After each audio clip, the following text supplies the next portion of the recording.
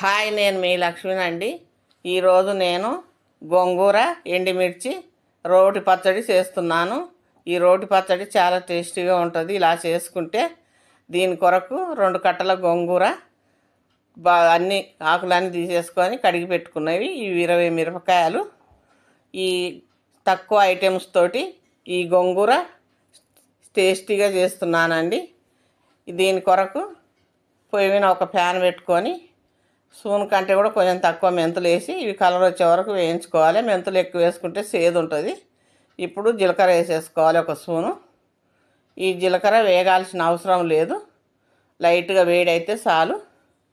ఇది మిక్సీ జార్లో పోసేసుకొని అదే ప్యాన్లో 1 స్పూను నూనె వేసుకొని ఎండుమిర్చి కూడా వేయించుకోవాలి. ఈ ఎండుమిర్చి కలర్ వచ్చే వరకు వేయించుకొని అదే మిక్సీ జార్లో వేసేసుకోవాలి. ఇదే ప్యాన్లో మరొక స్పూను నూనె వేసేసి కడిగి పెట్టుకున్న గోంగూర వేసుకొని ఇది మగ్గే వరకు కలుపుదాం. దగ్గరికి మగ్గిన తర్వాత ఇప్పుడు 1 స్పూను సాల్ట్ వేసుకుంటే ఇది తొందరగా మెత్తబడిపోతుంది.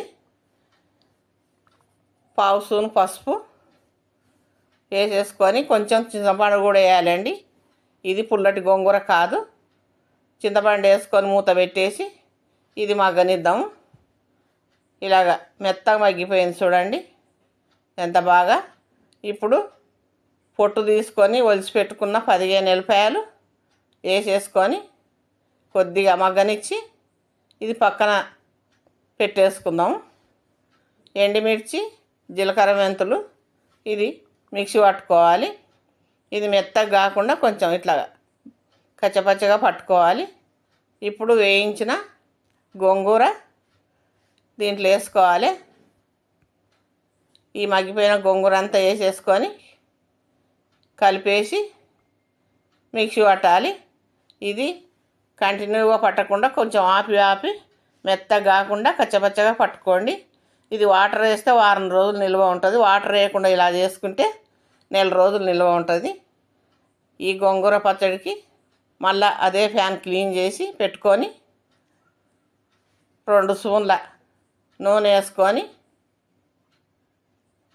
ఆవాలు, జీలకర్ర, మినప్పప్పు 1 స్పూను ఇది కొంచెం వేయించుకొని 2 ఎండుమిర్చి, కరివేపాకు వేసేసుకొని ఇది లైట్ కలర్ వచ్చే వరకు వేయించుకొని ఈ మిక్సీ పట్టుకున్న పచ్చడి ఇందులో వేసేసి కలిపేసుకోవడం అంతేనండి. ఎంతో టేస్టీగా ఉండే ఈ గోంగూర పచ్చడి చాలా బాగుంటుంది. మీకు వీడియో నచ్చితే లైక్ చేసి సబ్స్క్రైబ్ చేసుకొని షేర్ చేయండి. తక్కువ ఐటమ్స్ తోటి ఎక్కువ టేస్టీగా ఉన్న ఈ పచ్చడి మీరు చేసుకొని చూడండి.